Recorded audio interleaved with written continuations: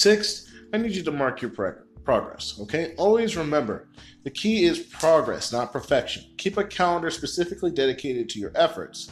When there are days that you feel you lack self-control, mark it on your calendar and journal about what preceded it that perhaps triggered that lack of impulsivity. The more you become aware of yourself and your patterns, the easier it will be to see challenging times coming. For example, maybe the holidays are a stressing time for you and you notice yourself eating much more than just the pressure of everything you have to do. Next year, you will know that the holidays are at a time that self-control becomes difficult for you. And you can prepare yourself by beefing up the strategies you've learned about while educating yourself about binge eating. 7, motivate yourself. Maintain clear reasons for yourself, why you want to control the behavior, and remind yourself of them continuously. Try to find your inner motivation and then journal about it. You can also keep a list of reasons on a small piece of paper in your wallet or program a reminder in your phone. For example, say you're trying to develop self-control about smoking cessation. You could write down the cost of buying cigarettes, the effects on your health, the smell, or caring for your teeth, etc. Also make a list of the positives of quitting smoking, including having more money to spend on other things, whiter teeth, breathing easier, having a decent breath, at least something other people might want to smell. I'm not saying anyone will.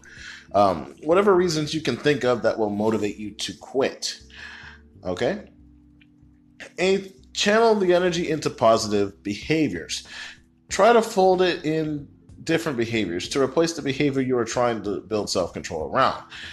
You can look at this process as a journey to find out what works for you and try not to get discouraged if a coping strategy doesn't quite resonate with, and instead move on to something else.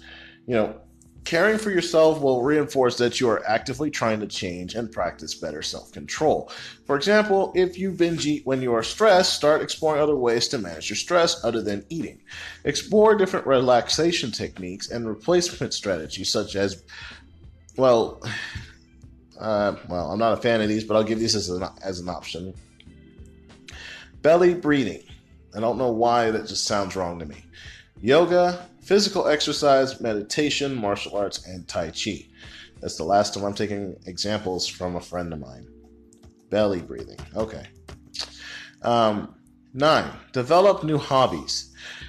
Getting lost in newfound hobbies such as cars, puzzles, motorcycles, sports, painting, cooking, sewing, and even crocheting, among other countless things, can be a wonderful distraction as you practice self-control. Part of changing behavior is replacing that behavior with something that is healthier and not vulnerable to impulsivity.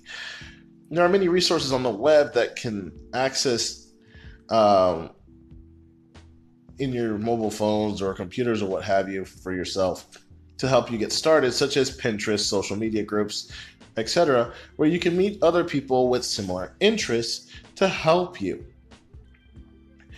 10, build yourself up. Proactively encourage yourself to make the changes in your life that you want. Having a positive attitude can truly influence your ability to practice self-control. Don't be too hard on yourself if you feel like you aren't reaching your goals. Keep your focus on continually making the effort and let go of perceived failure. And just try again. Always try again, okay? You can use your journal to refrain negative statements if you feel you gave in to impulsivity instead of reaching your goals. For example, if your goal is not to spend money impulsively, but you went on a shopping spree anyway. Take another look at your goals and remind yourself you had a really bad day. Take some time to journal what you could have done differently, so next time you'll maybe go to a yoga class or something to help avoid that. And then congratulate yourself on your awareness and get ready to try one more time.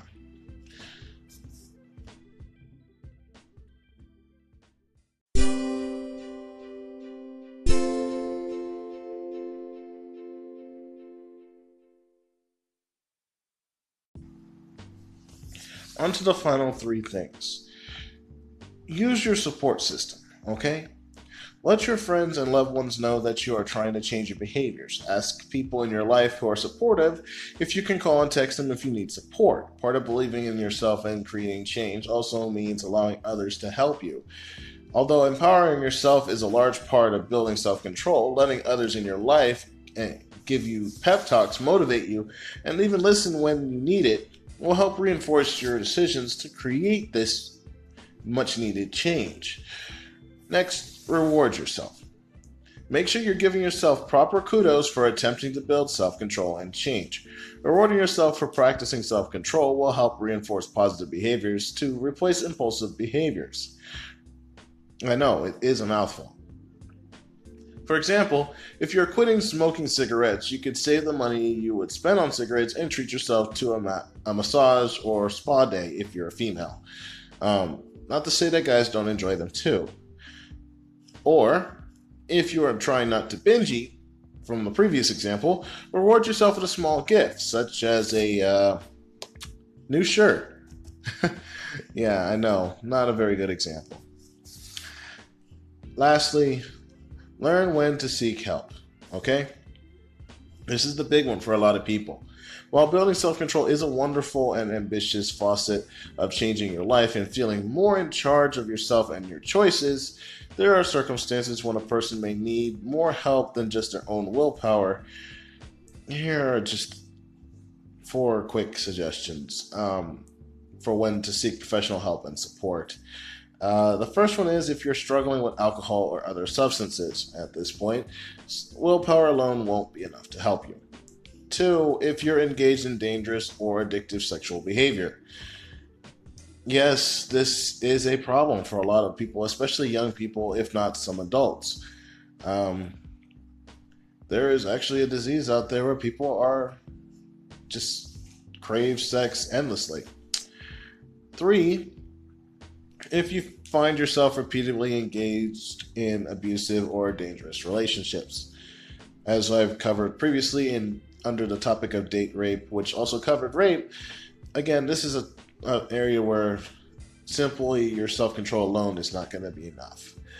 And lastly, if you're trying to control your anger or are raging outbursts or have hurt yourself or someone else in the process, I really would recommend you rather go to someone else for help, because at this point, just simply working on it by yourself is not going to be enough.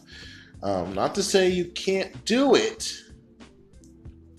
It'll just be easier with someone else to help. And for those who want to know, what can you do to work on your temper? Well, when you feel yourself getting angry, take deep breaths and remind yourself that the situation is always best approached in a calmer mind. Remove yourself from the situation temporarily if you're able to do so, and then remember every time you resist your anger, you are rewiring your brain to be calmer and react differently to situations. On that note, I will be covering hatred soon, which also covers the topic of anger later on in this morals series. Anyway, this brings an end to self-control. Next time, I will be covering the topic of contentment. So, with that being said, thanks for listening. This is Food for Thought, Thoughts If It Were You, Morals Series by Gentrics.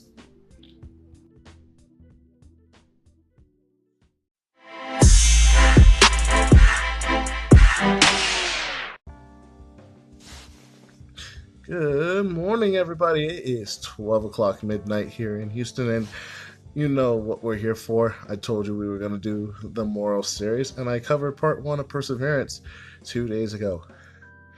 It's been a while since I've been able to complete the next recording, and I'm sorry for the slight delay, but we will pick up where we left off.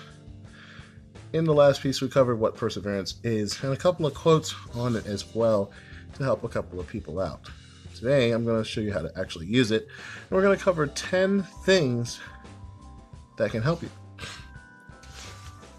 along with some tips that follow. This will bring an end to the Perseverance section, and we'll move on to the next morals like I had promised in the next piece. First off, perseverance is the key to success, okay? After thousands of efforts to make the electric light bulb, Thomas Edison said, "I haven't failed. I've only identified 10,000 ways it doesn't work.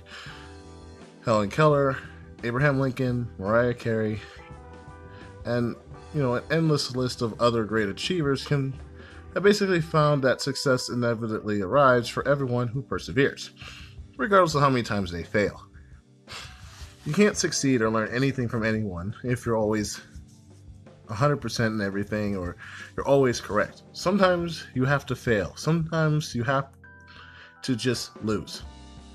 It is only then that you actually learn what you don't know. Acquiring a desired job or promotion or succeeding at a business may also present challenges, but this is part of the learning process. Ultimately, individuals who persist become successful, and they learn from their mistakes. So this brings up this question: do you persevere? Or, after meeting rejection or difficulty, do you quit? 50 to 75% of the population nowadays, that's pretty much their response to anything. When a problem comes up, instead of trying to face it head on, they just give up. So, let's do this. Like I said, I was going to cover 10 things. Here are 10 ways to test your perseverance. Ask yourself each one of these questions, or statements rather, and see if you can answer yes to each one of these. I believe in myself. That's the first one. Do you believe in yourself? Well, only you would know the answer to that. 2, I have a clear career goal. While a lot of people will say they do, when I ask them, usually they don't have a response, and it takes them more than 5 seconds to come up with an answer. Exceptions to those who actually know what they want but can't quite figure out how to say it. 3rd, address your limitations. You have to address what your limitations are so you know how far you can go and how far you need to pull back. 4, I bounce back from disappointments. Do you? Or do you sit there and whine and complain like a 2-year-old? Actually, I don't think I can say that anymore. 2-year-olds and 3-year-olds, even they're more persistent than adults nowadays. And it's a sad truth. I watch a 5-year-old sit there playing with a block, trying to figure out how to make the square fit in the triangle. And he'll sit there for hours on end until he realizes it doesn't go in there, and try something else. Whereas an adult probably doing the same thing with a bigger, larger scale project will have to bump his head a couple 100,000 times before he realizes, oh wait, this is not a triangle, this is a square, and they don't fit. And with that, it brings up the 5th point. I persist. Do you persist despite everything that's happening to you? If you can answer yes to this, then you're already on a good path moving forward.